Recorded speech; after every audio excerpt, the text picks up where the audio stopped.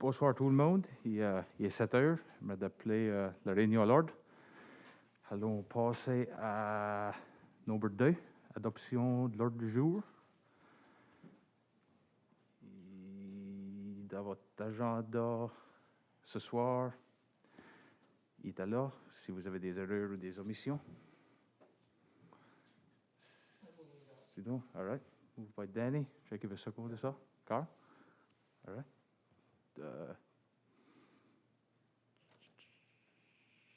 Tout le monde en faveur? Oui. All right. Motion approuvé. Merci. Alors, sauter à nombre 3, déclaration de conflit d'intérêt. As-tu accordé la déclaration? Sinon, allons sauter à 4. Ça va être des présentations. 4.1, c'est 2020-2021 Audit Financial Statement for Gloria Banks, Grant Thornton. Thank you very much. So you have a copy of the consolidated financial statement in front of you, and so I did meet with your audit committee.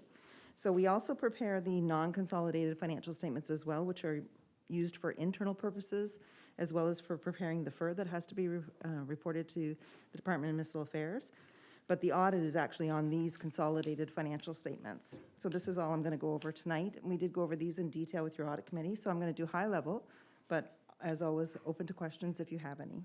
I'm going to start on page 1, which is the independent auditor's report.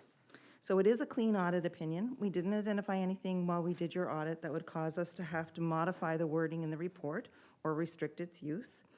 So you can see the very first paragraphs are the actual opinion themselves. The first paragraph just outlines that these are the financial statements for the municipality of the District of Clare for March 31st, 2021. And then the second short paragraph is the official opinion, which is that the accompanying consolidated financial statements present fairly in all material respects the financial position of the municipality of the District of Clare as at March 31st, 2021, and the results of its operations and its cash flows for the year that ended in accordance with Canadian Public Sector Accounting Standards. So that's our official opinion. There's a few more pieces of information included in our audit report. In the other matter paragraph, we just draw to your attention that the pages at the back, pages 23 to 27, are included for additional information. They wouldn't be required under the regular standards, but they do provide a lot more information for the readers of the financial statements. So we do include them as well. Under the basis for opinion, we do follow Canadian General Accepted Auditing Standards when we do our audit. It sets out how we plan and how we perform and how we report on our audit, so we do follow those standards. Also, at the end of the day, we believe that the audit evidence we have obtained is sufficient and appropriate to provide a basis for our opinion. Then there's a section on the responsibilities of management and those charged with governance for the consolidated financial statements. So it is management's responsibility to prepare these financial statements in accordance with the public sector accounting standards. It's also management's responsibility to set a system of internal controls that they feel is appropriate in the circumstances to make sure that the financial data is being properly accumulated and recorded throughout the year, with their goal being that the statements would be free from material misstatement. Also, in preparing the financial statements, they also have to make the assessment on whether or not your organization is what we call a going concern, and that is a test of time for the next 12 months to look out and make sure that all of the assets can be realized to pay off the liabilities if need be. On page 2, at the top, those charged with governance, which is your audit committee and you as council as well, are responsible for the oversight of the municipality's financial reporting processes.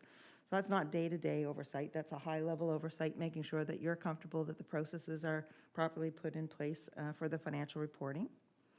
And then as your auditors, it's our responsibility to be able to give you an opinion at the end of the day. And our main objective is to obtain what we call reasonable assurance. Reasonable assurance is a high-level assurance, but it's not a 100% guarantee that there might not still be an error in the financial statements.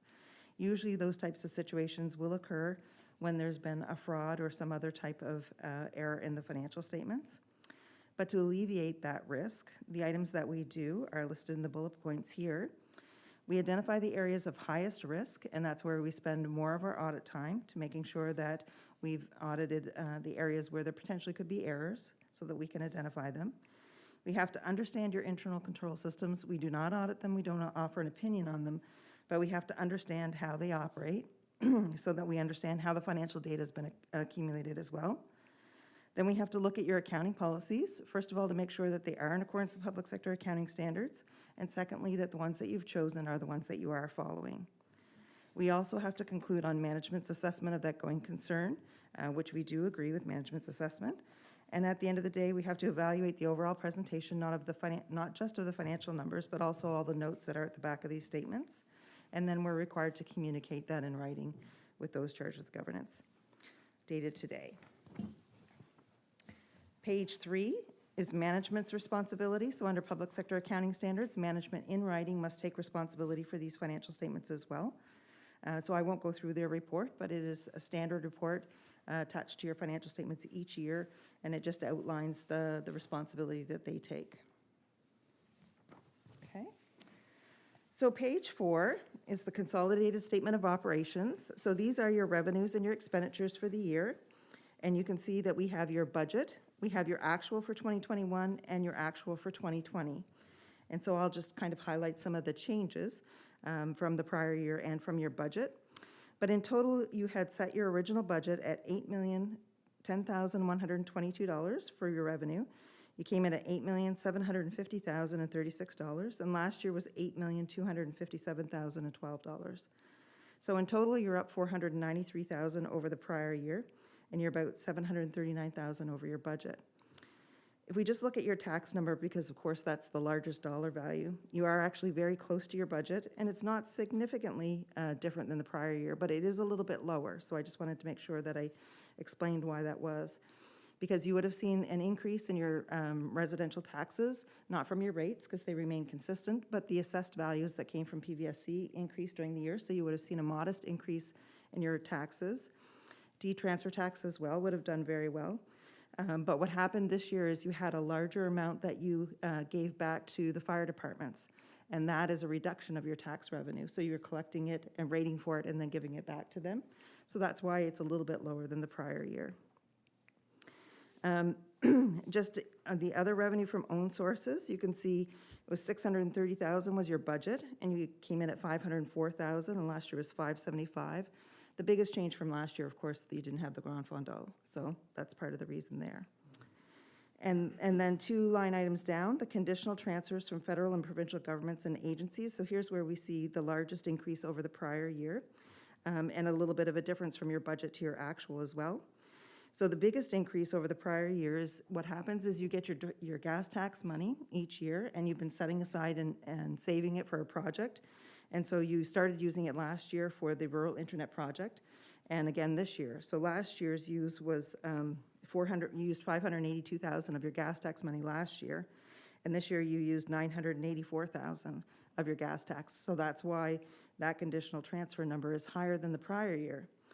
And the reason why it's higher than your budget is because you also got 2 additional amounts of revenue this year that you hadn't been planning for. And one was your immigration project. It was $227,000. And then you also got the Safe Restart funding for $228,000. So those 2 items were not in your original budget, and that's what causes you to be up. And then in the other category, you don't actually have a budget line item for that. And this year, the $394,000, the bulk of that is the actual money that you got on your insurance claim for the Bellavos Wharf, Cove Wharf project that you did.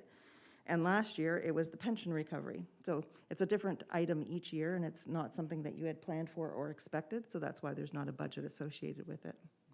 Okay, so those are your revenues. In terms of your expenses, you had set your original budget at $8,315,225. You came in at $8,111,000, and last year was $7,399,000. So you're about $711,000 higher than the prior year. And you're still a little bit under your budget. You'd planned to spend a little bit more than you actually did.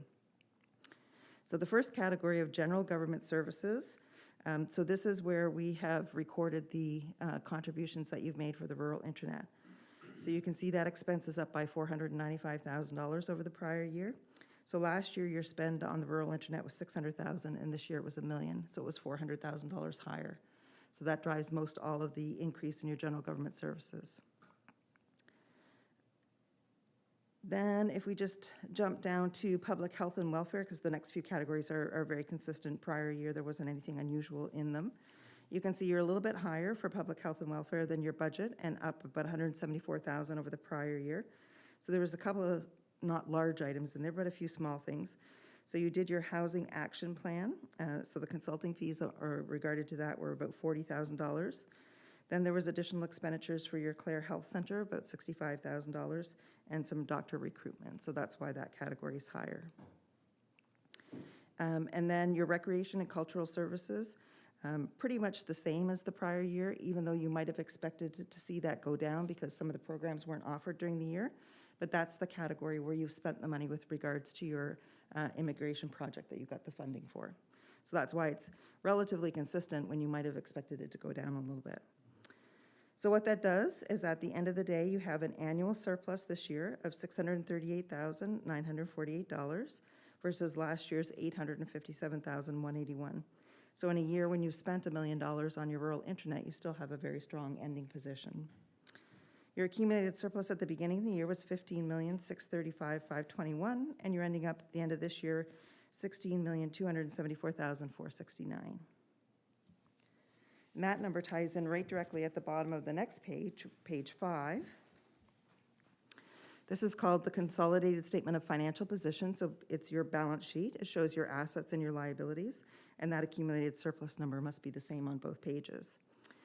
So the presentation here is the financial assets are at the top, and then those non-financial assets are at the bottom. So non-financial assets are what we call tangible capital assets, but those are the structures. That's your infrastructure that you've invested in your community. And so those items are not held for resale. So they're not to generate cash to pay out your liabilities. So they get left at the bottom of the page so that they don't get taken into consideration in kind of evaluating your financial asset position. So at the top, those items are called financial assets. They're readily convertible to cash. You can see that about 90% of your cash between restricted and unrestricted is 90% of your total financial assets. The unrestricted cash is the restricted cash is the money that you have for your tax sale surplus that has to be set aside until it can be brought into your own revenue. So that's why it's called restricted, because it's not yours as of yet. And so your cash position actually went down this year because of your significant increase in spending by about $8,000, so not a very big amount. Your taxes are in a very good position.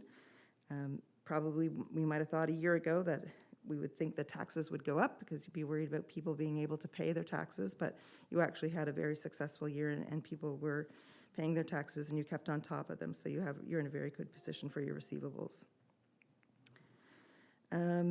The other receivables is down from the prior year. It was $481,000 last year. It's $273,000 this year, and that's because the biggest portion that was in last year's was that remaining receivable with regards to your pension, the closing out of the defined benefit pension plan. So your total financial assets are $7,352,775. On your liabilities side, you can see that your payables and accruals are up a little bit over the prior year. At the end of the year, you still had an amount owing for the synthetic ice surface that you purchased. It was being constructed, and so that was part of the payable at the end of the year, so that's why it's a little bit higher. And there aren't any real significant changes. There's no new debt, so your long-term debt is coming down by your principal payments. And then you can see your deferred revenue has come down quite a bit. That's that gas tax money, the money you'd been setting aside and saving, so you used a significant portion this year. So at the end of the year, you've got $526,000 left. So your total liabilities are $3,697,782. That leaves you with a net financial asset position of $3,654,993, which is a very strong position, and it grew by $338,000 over the prior year. In terms of your tangible capital assets, they did grow this year by $800,000. So the biggest portion of that spend was the Bellows Cove Wharf, $428,000 there, and also the synthetic ice surface of $109,000. So those were the two biggest items that were added in your capital assets. Okay, so those are the two most important pages. Page 6 is just a continuity of that net financial asset position that we looked at on the balance sheet that shows the strength of your organization or the health of your operations. And so this just shows that In actual fact, your growth in this area was a little bit less this year, and that's because in any year that you're going to spend a lot of money on your tangible capital assets, it would draw down this balance, but you still generated a positive 338,000, even though you spent 813,000 on capital. And the next page 7 is the statement of cash flows. And so this shows at the bottom there that you actually used $8,701 this year as opposed to generating cash. And it starts with your annual surplus of $638,000. And then what it does is it brings in the changes on your balance sheet. So when you collect your receivables or pay your payables, that's the ups and downs in this page. Still a very strong position, still have $6.6 million in cash, so. And the remainder are the notes and supporting schedules. There weren't any changes in Canadian accounting standards this year that had a significant impact on your operations. There weren't any changes in your internal policies either. So these notes and presentation will be very similar to the prior year, as well as the disclosures associated with them. So I'm just going to go to just one note, because we did go over this in detail, but I thought it would be good at council to have this discussion as well. On page 14, so whenever you've entered into a contract that's in the future that you may not have spent any money related to yet, we are required to disclose that in these financial statements. So these are your commitments and your contractual obligations. And so, of course, the organic waste collection is normal. You would have a contract every year, but it was renegotiated this year with a different provider. So we just disclosed the amount that is in the contract that you're committed to pay over the next 5 years. The internet contract that you have 2 more years of funding to come to be provided for that, as well as what you've already spent. And with regards to the Congrès Mondial, you've also committed to $50,000 a year over the next 3 years. Then for the immigration project, you're committed to spend what they're actually going to give you. It's not that it's going to cost you any extra money, but that is the amount you're going to get that you've committed to spend. Of course, if you don't spend it all, it would have to be returned to the funder at the end of the day. So the next 2 years for that project. And then the last one at the top of page 15 is just for your agreement with the University of St. Anne to build the running track and the soccer field. So you've already got a quote for how much it's going to cost to do, and you're going to get some funding from the Government of Canada and from the province of Nova Scotia. And then it just gives a little bit of information because that's to come in the future. So I just wanted to make sure that I'd gone over the commitments. And if you have any questions, I'm open to answering them. Perfect. Thank you very much for the presentation. I don't know if there's any questions or comments on that. No? If not, great work.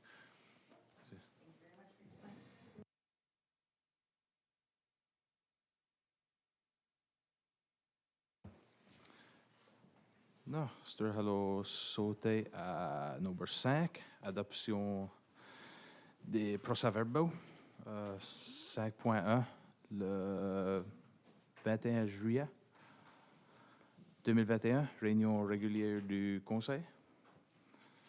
Voici qu'il y aura des erreurs ou des omissions sur ça. Sinon, ça prendra une motion. Proposé par conseil Godin, appuyé par conseil Hill. Tout le monde en faveur? Oui. 5.2, le 1 septembre 2021, réunion du comité du conseil. Y a-t-il des erreurs ou des omissions sur ce là? Sinon, proposé par conseil Potier, appuyé par conseil Deveau. Tout le monde en faveur? Oui. Aussi au passé. Soit à 6, affaires découlantes des réunions précédentes. Y avait-il de quoi là-dessus, Stéphane? Ou c'est tout, hein? Sinon, alors sauter à 7. Ça fera le rapport des activités du sous-préfet. Enfin, pour braquer avec ça. Le 13 août, j'ai assisté à une réunion virtuelle avec les maires et préfets, avec l'honorable Bernadette Jordan, la ministre des Pêches et Océans. Ça fait direct là pour souligner plus les concerns rapportés sur la sécurité publique et les activités de surveillance et d'exécution pendant l'élection fédérale et le transfert des licences de homard à l'extérieur de la région. C'est qu'il y a le transfert des licences par district. Là. Et puis le 15 août, assisté à la cérémonie du lever du drapeau au bureau municipal. Le 24 août, j'ai assisté à une réunion du conseil d'administration du Villa acadien. Et le 7 septembre, assisté à une réunion du comité de vérification. Et le 11 septembre, j'ai participé à la journée de la plage à ma Villette, comme partie de l'initiative de communauté francophone accueillante. Et puis le 13 septembre, j'ai assisté à une réunion virtuelle du comité Waste Check.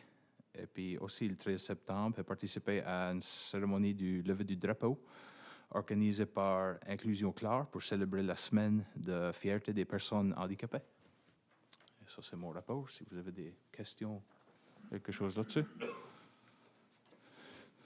Sinon, alors sauter à 8 des présentations officielles des membres du conseil, parce que je sais qu'il y avait des présentations. Sinon, sauter à 9. Correspondance 9.1, avons une lettre de Ben Cleveland, maire ville de Digby. Merci. Dear Deputy Warden LeBlanc, the Digby Town Council has discussed the issue of accessible housing in Digby and southwest Nova Scotia. On behalf of Council, I am writing to see if there would be any interest from any of the municipal units in Yarmouth and Digby counties to form a Southwest Municipalities discussion group on affordable housing. The thought is to have a Zoom meeting between Southwest municipal groups on a quarterly basis to coordinate our affordable housing initiatives and use our combined voice to move our combined agenda forward. Looking forward to your response. Yours truly, Ben Cleveland, Mayor, Town of Digby. Merci pour ça. Je ne sais pas s'il y avait des questions ou des commentaires sur ça. Que vous en pensez? Conseiller comment?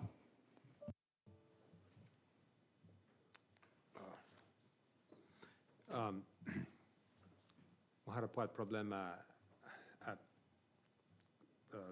se joindre avec eux pour discuter les housing strategy, mais nous autres, on a déjà adopté notre propre stratégie. Je veux dire, on peut quitter à savoir, mon idée à moi, c'est peut-être à parler à M. Cleveland, puis dire, avoir adopté notre propre stratégie, mais on est ouvert à peut-être avoir des discussions. Je sais pas, il y a peut-être de quoi qu'on peut profiter des discussions avec eux. Peut-être ce qu'on applique pour du funding de coup de même, comme une région, ou I don't know. On peut peut-être, ça c'est mon opinion, moi, peut-être avoir une discussion avec eux pour mieux quitter à savoir qu'on a adopté notre stratégie déjà. Parfait. Tu as d'autres choses à faire ajouter? Conseiller de vous? Merci, M. le Préfet. Moi, c'est plutôt la même chose. Faudra point que j'ai l'impression qu'on n'est pas intéressé. Mais en même temps, c'est comme le conseil, comme on a dit, on est deux qui ont commencé ici dans nous autres. Faudra pas qu'il ait l'impression qu'on va faire le travail. Mais je pense qu'il faudra peut-être montrer qu'on est intéressé avec eux. Merci. Tu as d'autres caractères? Tu sais? Je sais pas, veut dire, à la fin de la journée, il va y avoir beaucoup de similarités entre les deux. Tout le monde a le même problème. Là. Ça fait pas tôt à reach out et de voir si qu'on peut travailler ensemble dessus. Ça fait régler la suite, je crois. Merci. As-tu d'autres à ajouter?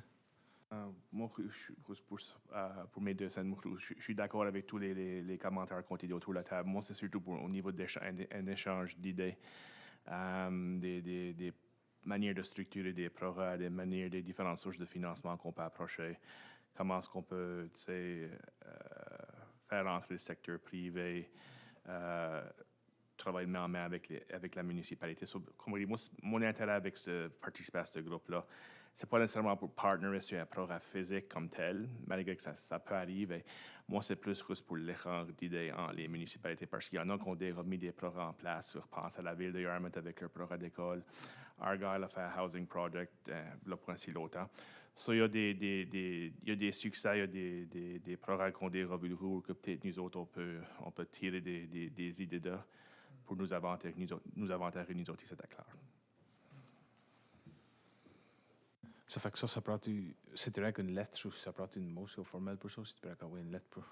Moi, je dirais que reçu une lettre ou de la correspondance, même un courriel à Tom Messenger, qui est leur CEO, pour lui laisser savoir qu'il y a de l'intérêt de la part du conseil de se rencontrer pour discuter. Je crois que ça sera suffisant. Ça sonne bien. S'il n'y a rien d'autre là, alors sauter à 9.2. Adam Dolver, directeur général de Shift Youth Service. Regarding Shift's 10-year anniversary, dear Deputy Warden LeBlanc, you are cordially invited to attend Shift's 10-year anniversary celebration to be held on Saturday, September 18th, 2021, from 1 p.m. to 4 p.m. at Shift House, 6 Trinity Place, Yarmouth. This is an outdoor event with a rain date of Saturday, September 25th. Shift has been providing essential services to youth in the Tri-Counties for a decade, and we want to commemorate our many achievements. We would welcome you to say a few words at the event. COVID precautions will be in place. As such, space is limited, so we do require that you let us know if you plan to attend. Sincerely, Adam Dolliver, Executive Director, Shift Youth Services. Steve 77, je sais pas, moi je vais pas me rendre, je sais pas si qu'il y aura l'intérêt de choses d'autres aller là. C'est pas, ça fera, c'est samedi 7, je pense. De Yon à 4. Je sais pas si vous avez de la discussion ou quoi, c'est ça?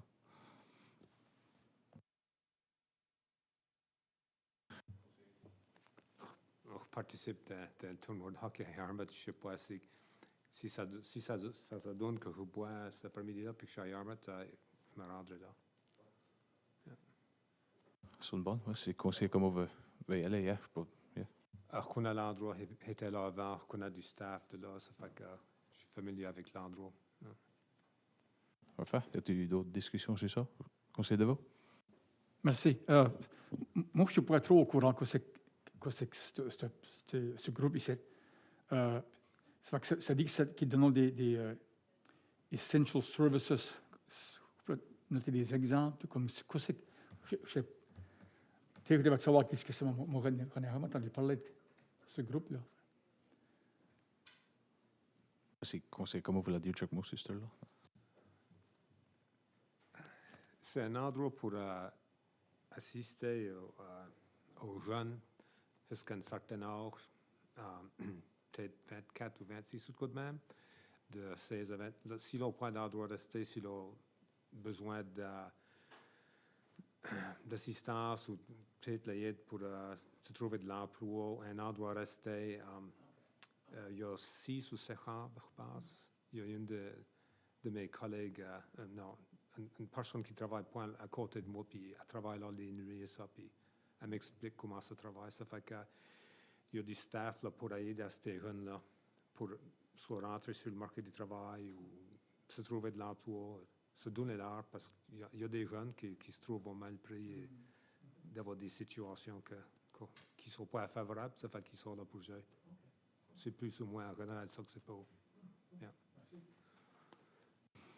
Y a-t-il quelqu'un d'autre qui voulait? Ça sonne comme si c'était vraiment une bonne organisation. Le fait qu'ils soient rendus à 10 ans, c'est bon signe. Là, ouais. All right. Alors, sauter à number 10, ça fera le rapport du directeur général. Ouais, merci beaucoup. Si vous me permettez, la section sur l'Internet, je vais le faire en anglais. So again, all services are now available. Construction and make-ready work have been ongoing since our last progress report in July. Vista Care has had 2 line construction crews plus splicers working in the area throughout the summer. They are now working on getting the splicing caught up to the construction, as there's currently a lot of place cable that needs to be spliced, but otherwise it's ready to go. Tree trimming and the work from Nova Scotia Power are moving along, albeit slowly. Nova Scotia Power has brought in additional resources, more specifically to aid in advancing the highway and water crossings, because these can take quite a bit of time. We've seen that in our previous assessments in phases 1 through 12, that they are in fact, very time consuming. At present, we have in excess of 300 customers that are now online. In terms of phone service, something new there, which is good news. Mainland can now create new numbers with the local area code, so 837-769-645 or 649. Previously, they could not, so any landline created by Mainland generated a 782 number, which is not always popular. So this is something that the company views as a positive. If we look at the phase updates, right now they are complete. Phases 1 through 8 are complete, and they are now completing installations. So basically, to remind council and those who may be listening, phases 1 through 8, that includes Route 1 from Comoville to St. Bernard, sorry. It includes the New Edinburgh and Bud-la-Rivière area, Ohio to Hassett, all side roads along phase 1 from Comoville to St. Bernard, Concession, Patrice Road, Littlebrook Station, Concession, Saint-Joseph, PF Como Road, and then going towards Sonyville, from the Cultural Hub to Amiro Road and Sonyville Road, 2nd Division Road, Eustache Como Road, and the Say-Sonia Road. All these areas are now, the system or the network is fully lit, meaning people can subscribe to the services if they so choose. Phase 9, which is Matagan River, D'Entremont Road, and Placid Como Road. The splicing is complete. The CSP cabinet, which is a central splitter point cabinet, basically what that means is the transport fiber which brings the signal, comes into that cabinet, and then from there is spliced out into local distribution fibers to the homes or businesses. So that cabinet is installed and has been tested. So that phase or that piece of the network will be activated within 5 to 7 days as well. So folks in those areas will be able to contact Mainland and if they're interested, to book an appointment for hookup. Phase 10, which is the Matagan Connector, the Bonnie Road, Peter Dugo Road, John Thibodeau Road. They're currently awaiting splicing and placement of the CSP cabinet. The cabinet has actually arrived yesterday, so that should be happening shortly.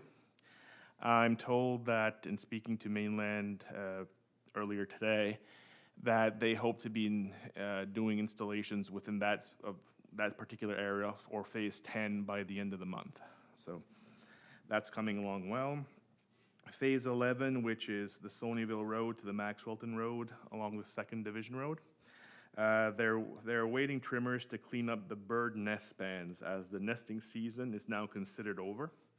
The majority of the cable has been run and the cabinet has arrived, and splicing is underway. So one delay they're encountering there is the water crossing on the Moise Road. So that is progressing, but again, those assessments can take time. Phase 12, which is the remainder of the D'Entremont Road out to the Salmon Lake area. So the placing of the strand and fiber as well as the splicing is ongoing. Trimming was especially thick in that area, and the cabinet for that section has arrived and is awaiting placement. Phase 13, which is Highway 1 and the side roads from the Matagan Connector to Mavillette. Strand and fiber construction is ongoing, so Vista Care crews are on the road in that part of Clare. Trimmers and pole work are taking place this week. And then the Cape St. Mary's Highway 1 water assessment is ongoing there. Phase 14, which is Highway 1 and side roads from Mavillette to Beaver River. There as well, strand and fiber construction are ongoing. Trimming was completed on the week of August 30th. And pole work is taking place this week. The Salmon River water assessment is ongoing, and basically, in that case, and for that particular water assessment, there was one completed not too long ago. So it's just a matter of updating the assessment. So that one, the thought is that it will go significantly quicker than the others for that reason. Phase 15, which is from the Salmon River Road, which includes the Salmon River Road and the Hectanuga Road, as well as other side streets. The make-ready work purchase has been ordered. Mostly trimming work in this section, plus the Highway 1 assessment out by where Herb LeBlanc is at the intersection. Phase 16, which is Salmon River and the Lake Dowsett Road, Bell has submitted their portion of the scope. So this represents the last portion of the route that had to be submitted. So Bell has completed their scoping of that section. We're currently waiting on Nova Scotia Power to complete their section. And finally, Phase 17, which is just some cleanup areas throughout the municipality. Some of the pole work has been scheduled. All the work has been released to NSPI and the trimmers. There was a particular case with Eel Lake, which is basically a lot of posts were lining the waterfront. So those require special assessments, 15 in all. Thankfully, they're classified as grade 2 assessments rather than grade 1 assessments. The difference being a grade 2 assessment can be completed by Nova Scotia Power, whereas a grade 1 is much more complex, requires bringing in engineering firms with special permits, a lot more time consuming, a lot more costly. So essentially, I think Mainland, I should say, dodged the bullet there.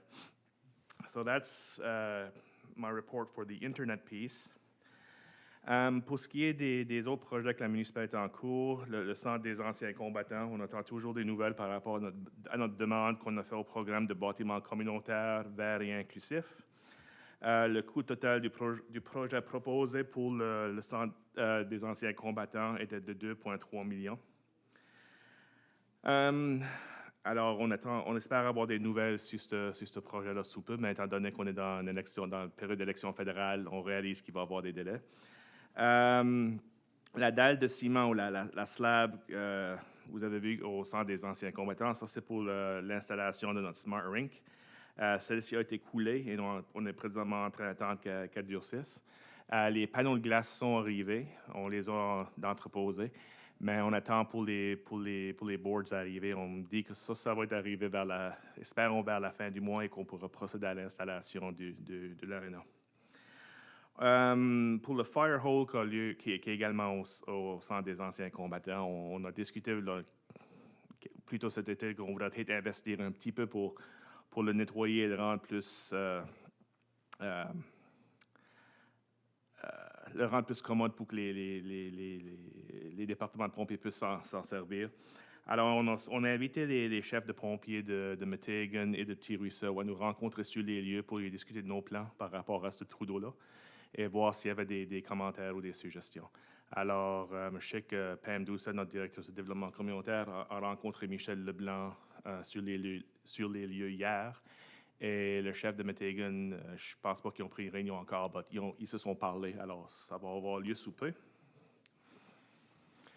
Pour notre projet de Tourism Public Spaces, là aussi, à cause des périodes d'élections provinciales et fédérales, on attend toujours une réponse des bailleurs de fonds par rapport à notre demande de financement.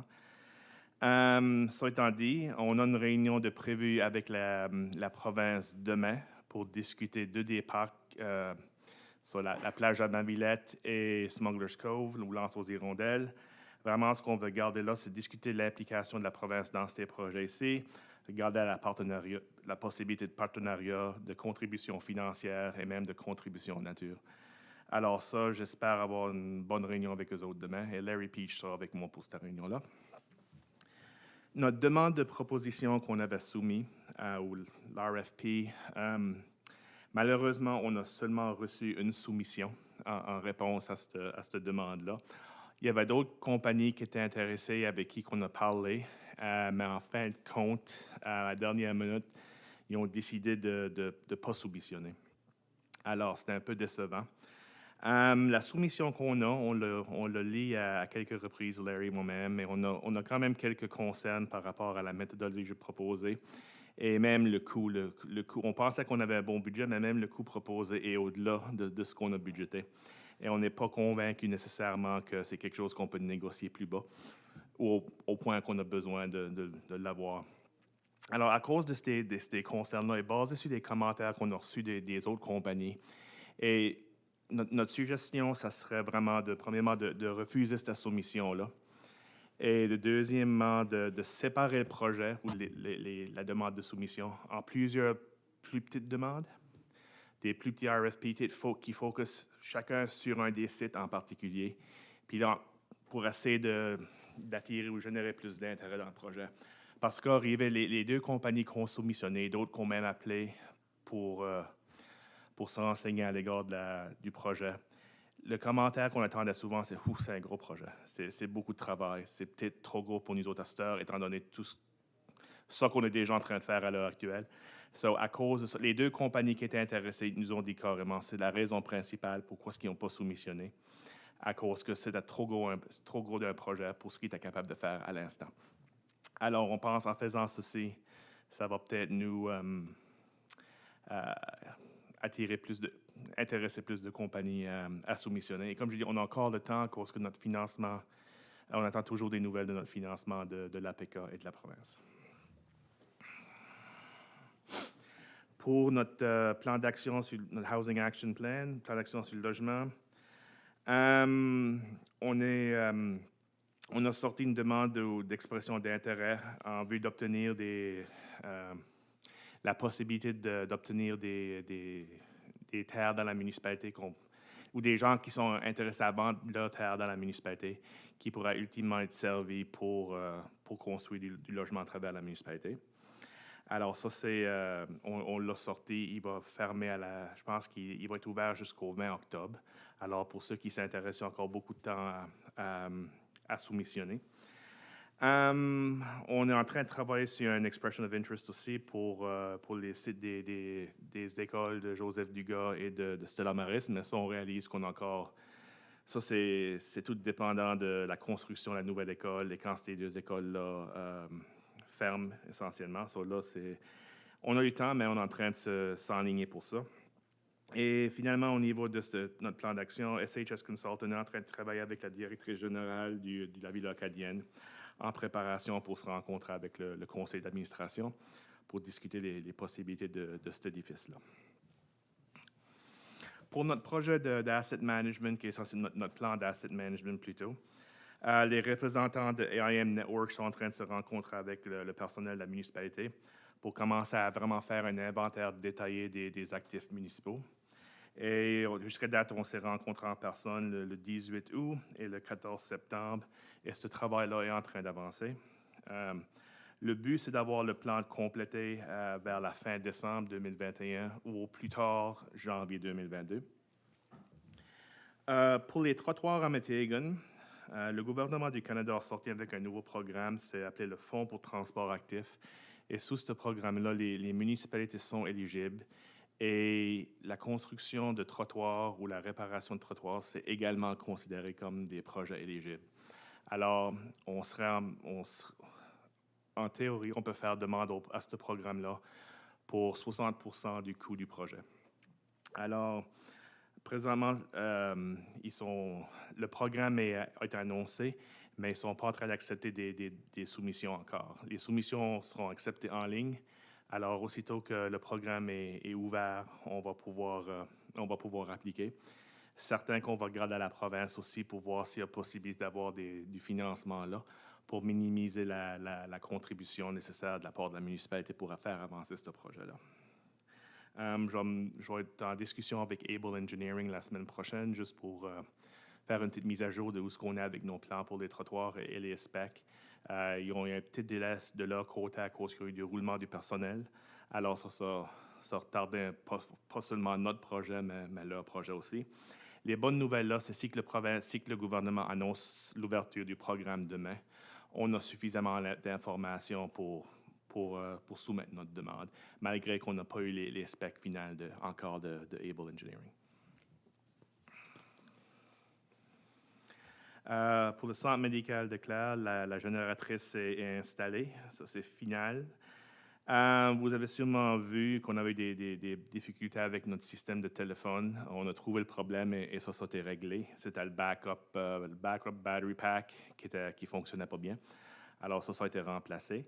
Et ça n'enlève pas du fait qu'on attend, on prévoit encore plus tard cet automne faire un upgrade de tous nos systèmes téléphoniques au centre médical à travers Mainland. On est également en train de garder nos systèmes de sécurité au centre pour le personnel. On est en train d'explorer différents systèmes. Daniel Godet ici, notre inspecteur des bâtiments, et Chantal Potier, notre directrice, sont en train de travailler là-dessus avec les médecins et le personnel du centre. Finalement, là aussi, je sais que dans notre budget pour les capitaux, on avait gardé remplacer la table d'examen. Et je pense qu'on avait budgété un montant de 15 000 $ pour ça, parce que c'était quand même un item assez dispendieux. En consultation avec les médecins et le représentant de la compagnie qui vend ces tables-là, le monsieur en question nous a proposé, à la place d'acheter du nouveau, juste restaurer celle qu'on a maintenant. En faire la restauration, ça serait beaucoup moins cher et d'après lui, elle peut encore nous servir pour plusieurs années.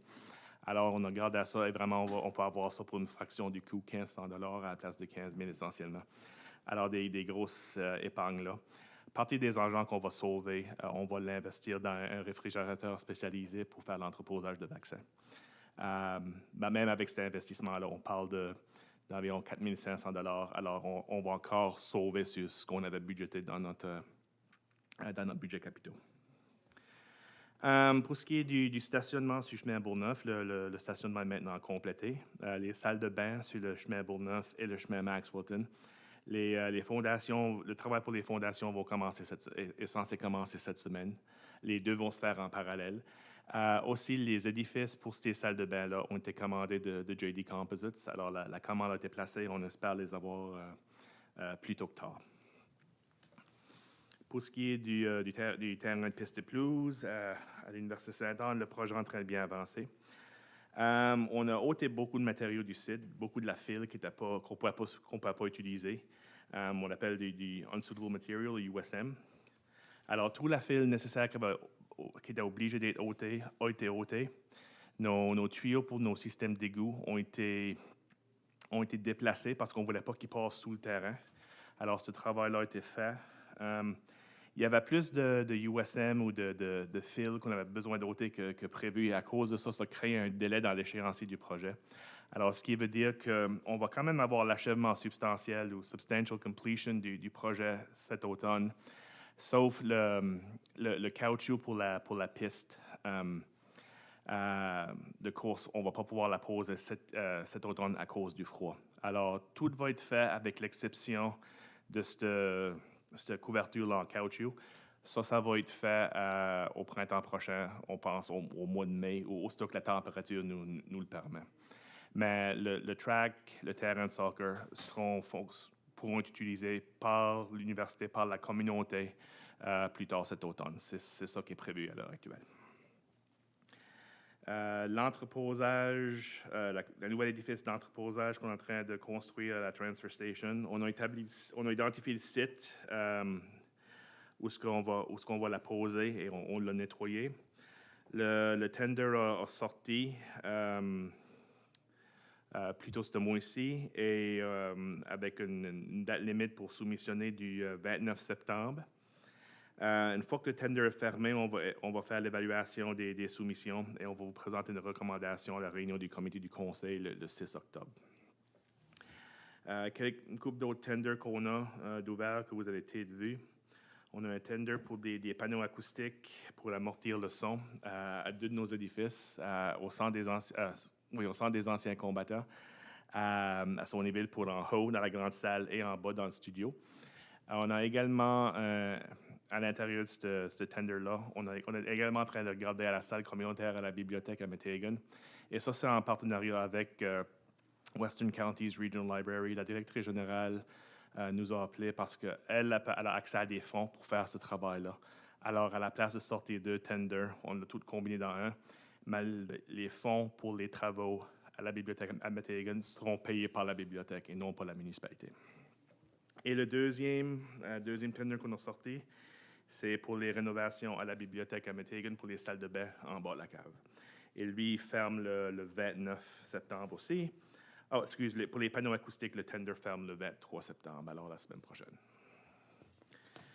Finalement, au niveau des finances, en date du 31 août 2021, La municipalité avait 8 348 675 $ en revenus versus 4 325 606 $ en dépenses pour un surplus opérationnel de 4 23 069 $.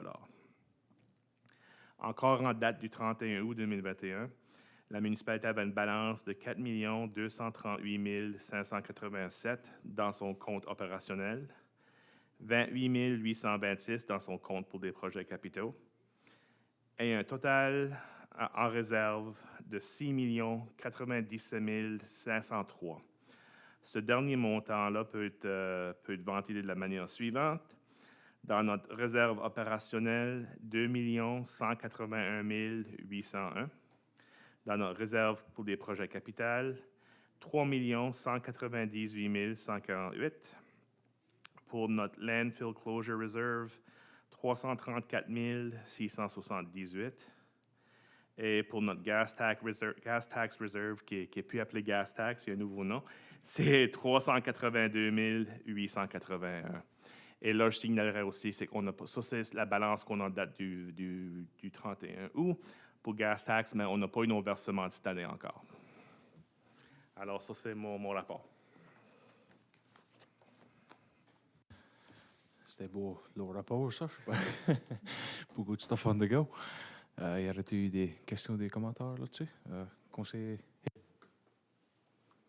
I don't really have a question. I just want to give you an update on Bell. I don't know the exact project, but from Richfield to Hassett is complete, and all the side roads is completely lit up, and they've been hooking to houses since the middle of August. And everybody's well pleased with it. Conseiller comment? Pour l'expression d'intérêt pour des terrains pour le housing, je ne sais pas qu'est-ce qui va évaluer ou examiner les soumissions, mais ça va-t-il être pris en considération comme, disons, strategic-wise, comme, disons, qu'il y aura des lieux proches des trottoirs, ou proches des magasins, ou l'université, ou comment s'il faut, des endroits de même. Je veux dire, ça va-t-il être pris en considération des lieux de même?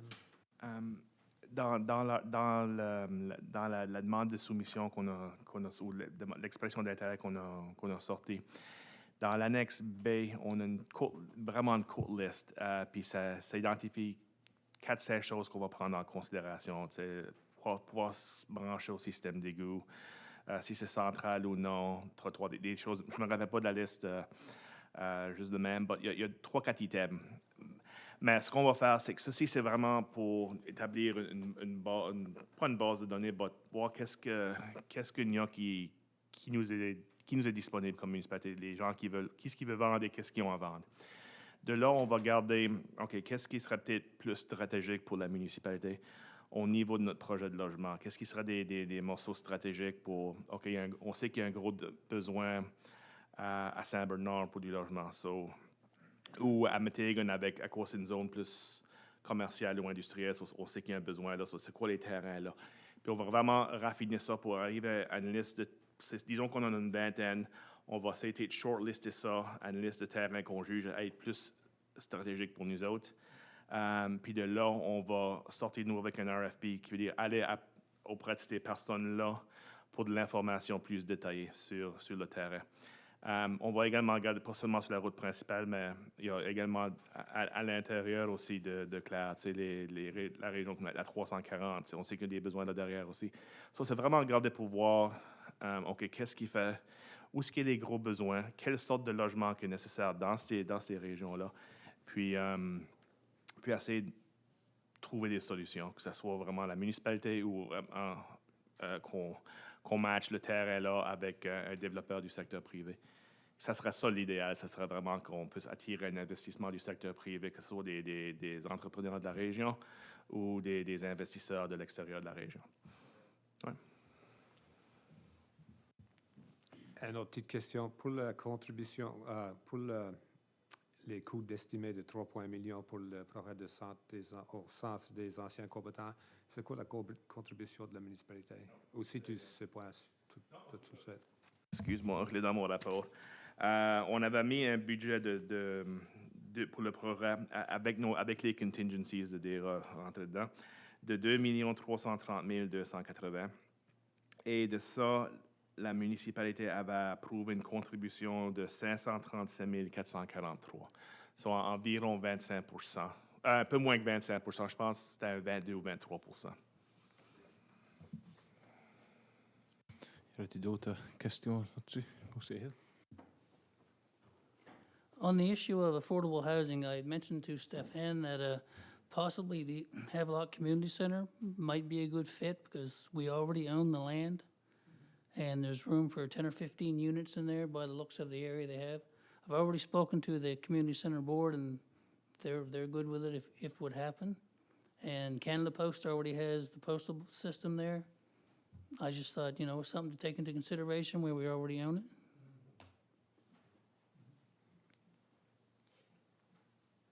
C'est juste, j'ai d'autres qui veulent. S'il n'y a rien d'autre, faut que c'est tout. On va sauter à 11, des rapports des comités. 11.1, ça fera le rapport de permis de construction. Conseiller Danny Hill. Yes, I have 2 different months to do, July and August. In July of 2020, we had 134 permits issued for a value of construction of $6.1 million. And the past July of 2021, we had 174 permits issued for a value of construction of $37 million.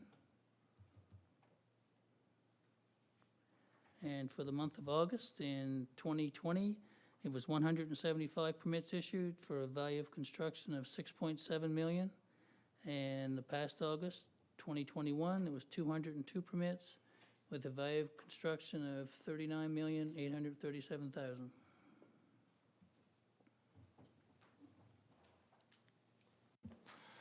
As-tu des questions, des commentaires sur ça?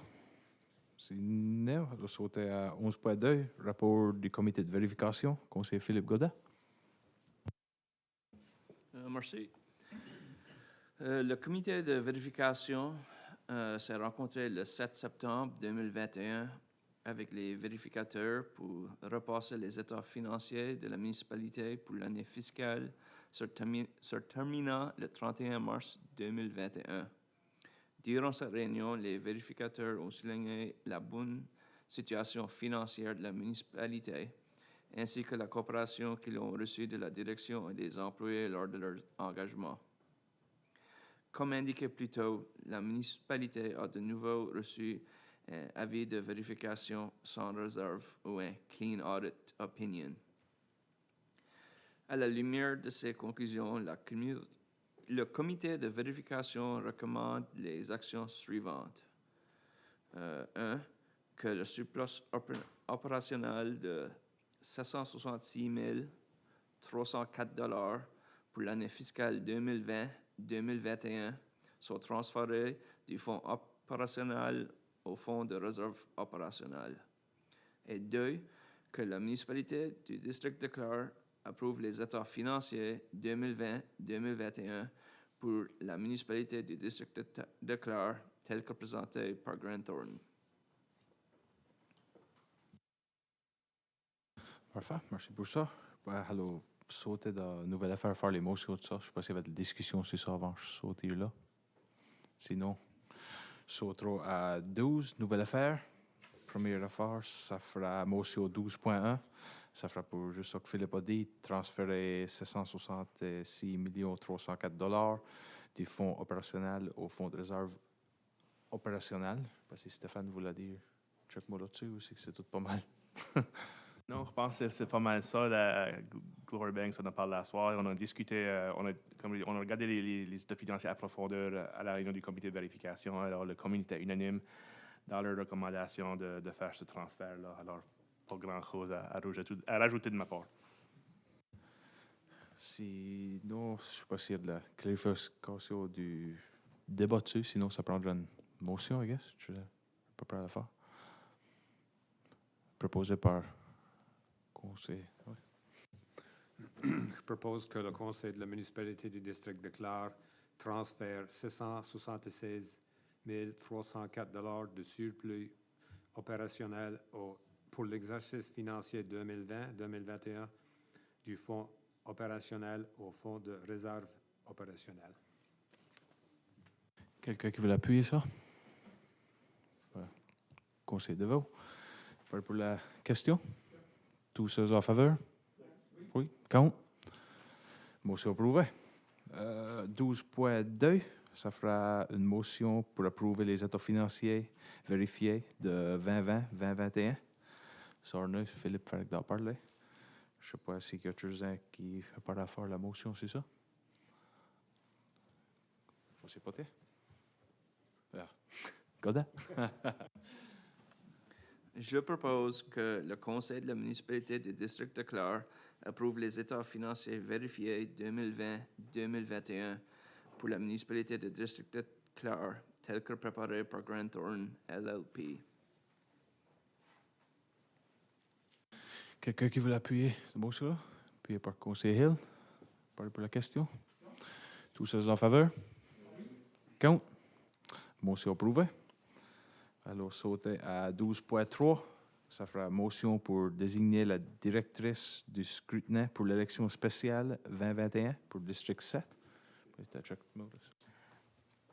Juste un petit survol là-dessus. Avec le conseil Ronnie Leblanc, qui est maintenant notre MAL pour la Réunion de Clare, ça laisse ou ça crée un besoin d'avoir une élection spéciale pour le district 7, pour nommer un conseiller pour le district. Alors, à la réunion du comité du conseil du 1er octobre, notre directrice du développement communautaire, Pam Doucet, est venue nous faire une présentation juste pour informer le conseil et faire un petit survol de qu'est-ce qui est nécessaire pour de se préparer pour l'élection et c'est quoi les échéanciers qu'on doit nécessairement rencontrer. Parce qu'à travers de Elections Nova Scotia, il y a certaines dates limites ou certains échéanciers qu'on doit nécessairement respecter. Alors, suite à sa présentation, elle nous a fait une série de 5 recommandations en préparation pour l'élection. Dans le temps, on va passer à travers ici dans les prochaines quelques items, mais à la réunion du comité du conseil, le conseil a jugé bon de faire des motions pour recommander ces 5 actions-là ou ces 5 recommandations-là.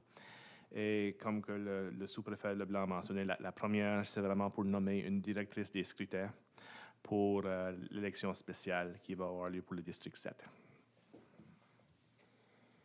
Je ne sais pas s'il y avait des questions ou des commentaires sur ce là.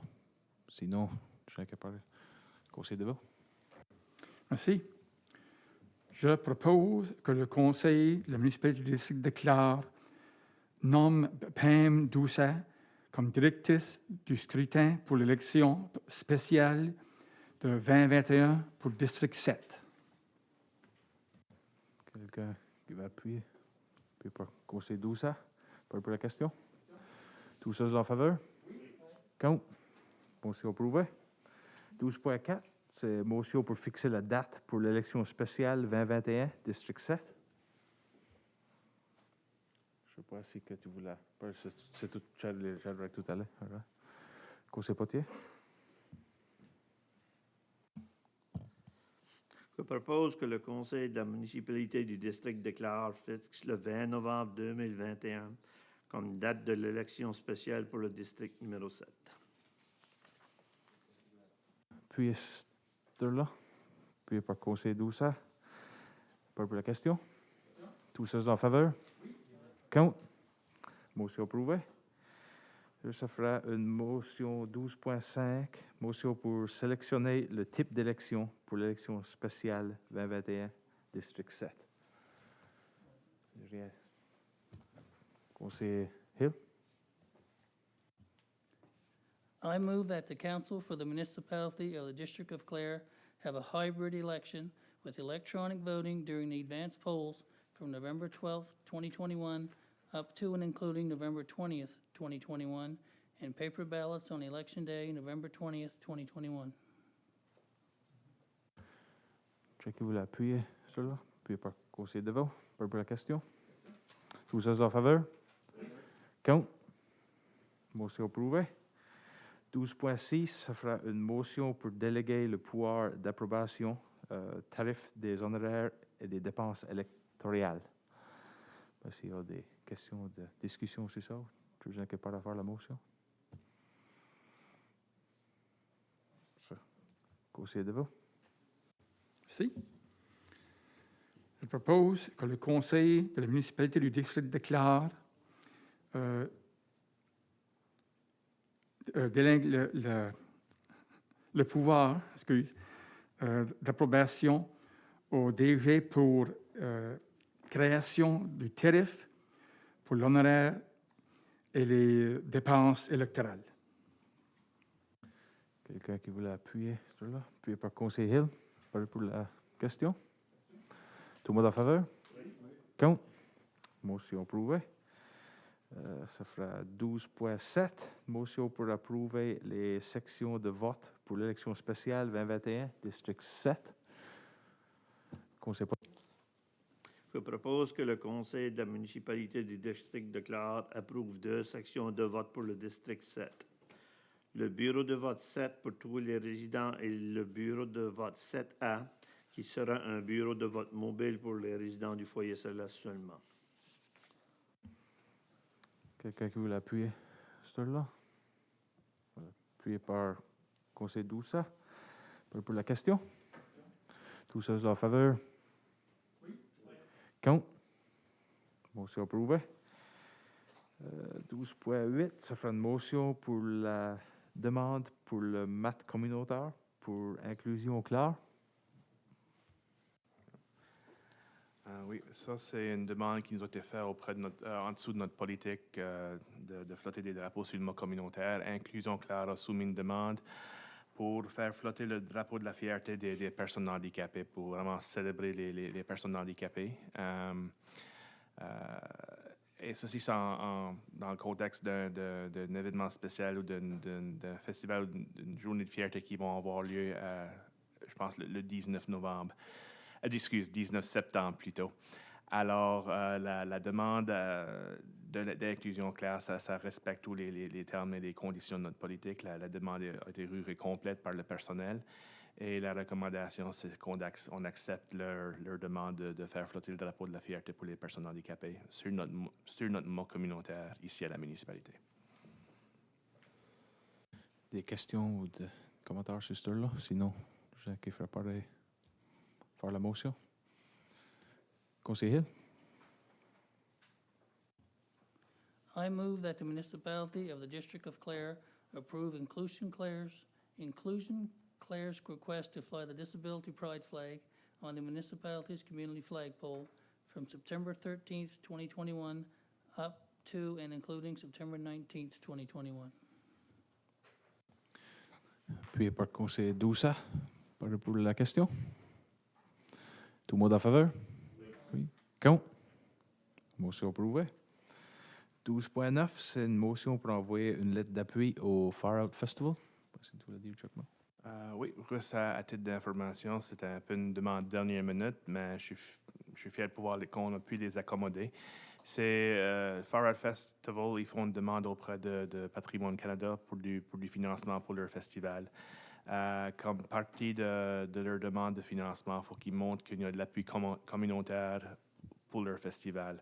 Alors, dans le passé, on leur avait écrit une lettre d'appui. Je pense que la dernière qu'on avait écrite était en 2017 ou 2018 pour une demande semblable à Patrimoine canadien. Alors, ici, c'est bel et bien ça, c'est une lettre d'appui. Ils ne nous demandent pas pour du financement, c'est simplement une lettre pour confirmant notre appui pour leur festival, pour qu'ils puissent l'inclure dans leur demande de financement. Des questions? J'ai qui veut faire la motion sur ce là?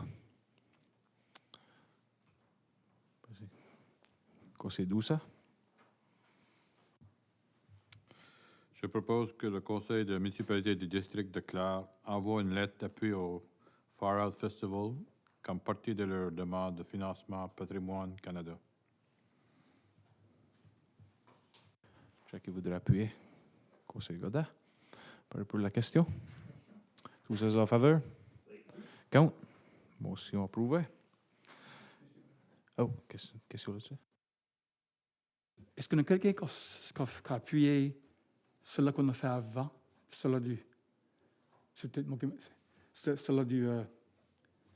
pour le inclus...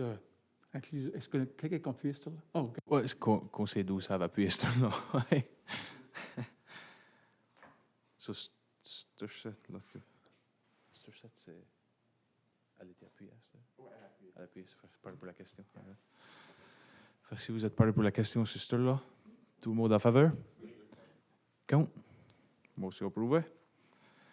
Ça fera une motion pour 12.11. As-tu skippé une, là? 12.11, ouais. 12.10, m'excuse. 12.10, motion pour approuver le financement. Oui. Dans le passé, on a souvent donné un montant de 500 au Far Out Festival, puis c'était pour défrayer les coûts associés à l'estrade, pour monter l'estrade en préparation pour le festival. L'estrade, c'est l'estrade municipale. On les emprunte tous les ans pour leur festival. Nous autres, on les emprunte gratuitement, mais il y a un coût à ça parce que c'est Claire Search and Rescue qui fait l'installation et qui le descend après à la fin du festival aussi. Alors, ce coût-là, c'est 500 $. D'habitude, la municipalité fait une contribution au Far Out Festival pour ce 500 $-là. Normalement, le groupe se prend à l'avance à nous faire la demande avant le festival. Cette année, à cause de l'incertitude avec COVID et les restrictions, il n'était pas certain s'ils pourraient avoir le festival. À la dernière minute, ils ont décidé de procéder avec le festival et on me dit que ça a été un succès. Malheureusement, ils n'ont pas été capables de nous soumettre leur demande officielle pour le 500 $ avant que le conseil prenne sa pause pour le mois d'août. Alors, ça étant dit, ils ont venu après le fait pour nous voir si on serait ouvert à faire une contribution de 500 $ pour défrayer les coûts. La recommandation du conseil, ou la recommandation du personnel, et je pense que le conseil était unanime aussi, c'était que à cause des défis de faire des événements quoi que ce soit durant une pandémie et que le fait que le groupe a réussi à le faire cet été avec succès, qu'on ferait la contribution de 500 $ malgré que la demande arrivait un peu en retard. Y a-t-il de la clarification des questions sur ce là? Sinon, qui voulait faire la motion? Conseil Potier? Je propose que le conseil de la municipalité du district déclare contribue 500 $ au Far Out Fest pour compenser les coûts de location de la scène et que ces fonds soient pris de la réserve opérationnelle de la municipalité. Quelqu'un qui veut appuyer ce là? Conseil Hill? Parlez pour la question? Tous ceux en faveur? Oui. Contre? Motion approuvée. 12.11, motion pour approuver le financement, Société Édifice Saint-Marie de la Pointe. Oui. La municipalité a été approchée par des représentants de la Société Édifice Sainte-Marie de la Pointe avec des bonnes nouvelles. La société avait eu une extension de 12 mois pour continuer leurs efforts envers la préservation de l'édifice Sainte-Marie. Comme partie de l'entente avec le diocèse, c'était que le groupe doit accepter de défrayer les coûts opérationnels associés à l'édifice pour la période de 12 mois. Le diocèse estime que ces coûts-là sont d'environ 11 500 $ et ils ont donné un breakdown à la société. Le gros montant de ce 11 500 $, le gros de ça, c'est de l'assurance pour l'édifice. Alors, les représentants de la société nous ont demandé si que la municipalité serait prête à faire une contribution, un peu un one-off, mais une contribution pour les aider dans leur démarche, puis de contribuer envers ces coûts opérationnels, qui n'est pas normalement quelque chose qu'on fait. Ça étant dit, on en a discuté à la réunion du comité du conseil et la motion du conseil était de recommander une contribution de 8 000 $ à la Société Édifice Sainte-Marie pour les aider dans leurs efforts à préserver l'édifice et pour aider à défrayer les coûts opérationnels qui vont encourir cette année. Et je sais qu'à la réunion du comité du conseil, on n'avait pas encore reçu la lettre officielle ou signée par le diocèse, c'était juste un ébauche. J'ai reçu la lettre de la part de l'avocat du diocèse quelques jours plus tard, alors on l'a en main. Y a-t-il des commentaires ou des débats sur ce là? Sinon, je vais faire là. Ouais. Conseil commun? Je propose que le conseil de la municipalité du district de Clare contribue 8 000 à la société édifice Sainte-Marie de la Pointe, alors qu'elle continue ses efforts pour restaurer et préserver le bâtiment, et que ces fonds soient pris de la réserve opérationnelle de la municipalité. Quelqu'un qui voudrait appuyer cela? Appuyé par conseil Potier. Pour la question? Tous ceux en faveur? Contre? Motion approuvée. 12.12, motion pour augmenter le financement pour le piste d'athlétisme. Oui, ça aussi, c'est peut-être une continuation de mon rapport de plus tôt ce soir. Comme partie de la terre qui avait besoin d'être ôtée, qui était le unsuitable material là, pour le subbase, pour le track, on avait budgété un volume et dans le projet. Mais le montant qu'on a fini par être obligé d'ôter était beaucoup plus qu'on avait budgété. Ça même rongé ce qu'on avait comme contingency pour le projet. Alors, les ingénieurs qui sont sur le site nous ont donné des estimés par rapport au volume de terre qui avait besoin d'être ôté et remplacé. Alors, si on pense qu'on va être en dessous de ces volumes-là, et jusqu'à date, ça a l'air vraiment prometteur.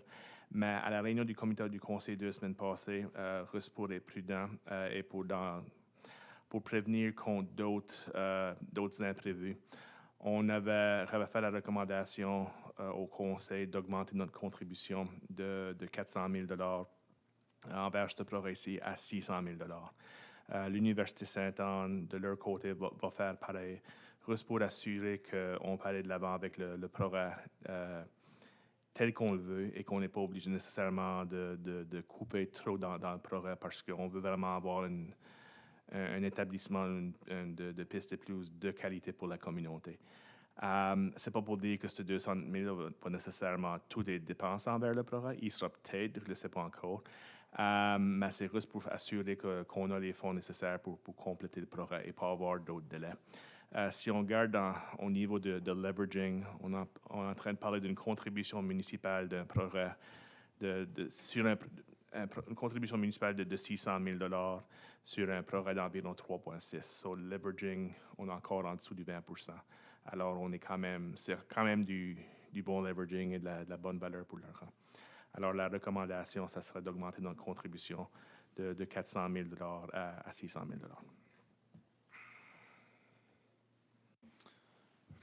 José qui voulait des questions, clarifications, c'est ça? Sinon, par José faire la motion. Ouais. Conseil Godin. Je propose que le conseil de la municipalité du district de Clare augmente sa contribution envers le projet de la piste d'athlétisme et du terrain de sport du montant actuel de 400 000 jusqu'à un maximum de 600 000 et que ces fonds soient pris de la réserve en capital de la municipalité. Conseil Doussa, appuyez ça. Parlez pour la question. Tous ceux en faveur? Oui. Contre? Motion approuvée. Ça nous amène à 13, session huis clos. Avons rank un item sur ce là. C'est 13.1, questions relevantes au personnel. Puis avant, nous en allions, avons la date prochaine de notre réunion régulière, fera le mercredi 20 octobre 2021 à 19h. Je crois que c'est tout. Bonsoir. Merci. Oh, propose pour l'ajoutement. Proposé par conseil Doussa. Puis par conseil Hill. Tout le monde en faveur? Oui. Oh, ajournement? Alors, en huis clos, hein? En huis clos. Oh. Ajournement, ça, c'est après ça.